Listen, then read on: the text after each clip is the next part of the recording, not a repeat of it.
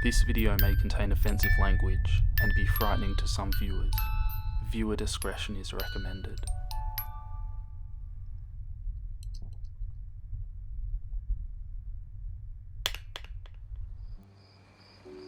It was getting late as the man finally found a hotel to spend the night.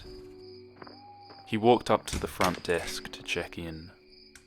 The woman at the desk gave him his key and told him that on the way to his room there was a door with no number on it. She said it was locked and no one was allowed in there. She explained it was a storeroom and that it was out of bounds. She reminded him of this several times before allowing him upstairs. So he followed the instructions of the woman at the front desk, going straight to his room and going to bed. However, the insistence of the woman had piqued his curiosity. So the next night, he walked down the hall to the door and tried the handle. To his dismay, sure enough, it was locked. So he bent down and looked through the wide keyhole. Cold air passed through it, chilling his eye. What he saw was a hotel bedroom, like his, and in the corner was a woman whose skin was incredibly pale. She was leaning her head against the wall, facing away from the door. He stared in confusion for a while.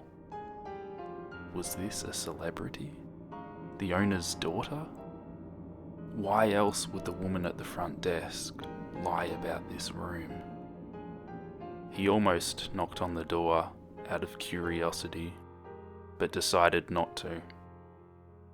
As he was still looking, the woman turned sharply and he jumped back from the door, hoping she would not suspect he had been spying on her. He crept away from the door and walked back to his room. Puzzled, he went to sleep.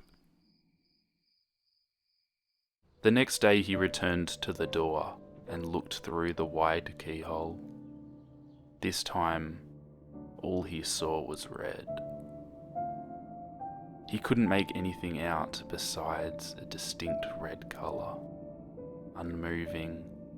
Perhaps the inhabitants of the room knew he was spying the night before and had blocked the keyhole with something red. He felt embarrassed that he had made the woman so uncomfortable and hoped she had not made a complaint to the woman at the front desk. At this point, he decided to consult her for more information.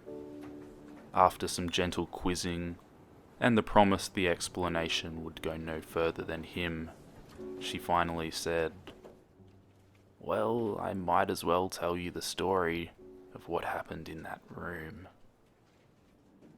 A long time ago, a man murdered his wife in there. We find that even now, people get uncomfortable staying there. But these people were not ordinary. They were white all over, except for their eyes, which were red."